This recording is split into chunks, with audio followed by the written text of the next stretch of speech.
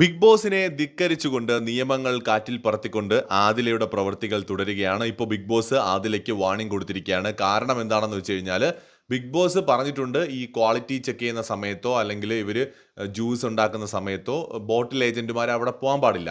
ആദിൽ എന്ത് ചെയ്തെന്ന് വെച്ച് കഴിഞ്ഞാൽ ആര്യൻ്റെ അവിടെ പോയിട്ട് ആര്യൻ ഉണ്ടാക്കി വെച്ചിരുന്ന ജ്യൂസ് ഇന്ന് കുറേ എടുത്തിട്ട് ജയിലിൽ കിടക്കുന്ന നെവിന് കൊണ്ട് കൊടുക്കുകയാണ്. പിന്നെ നേരെ ഷാനവാസിൻ്റെ അടുത്തേക്ക് കൊണ്ടുപോവാണ്.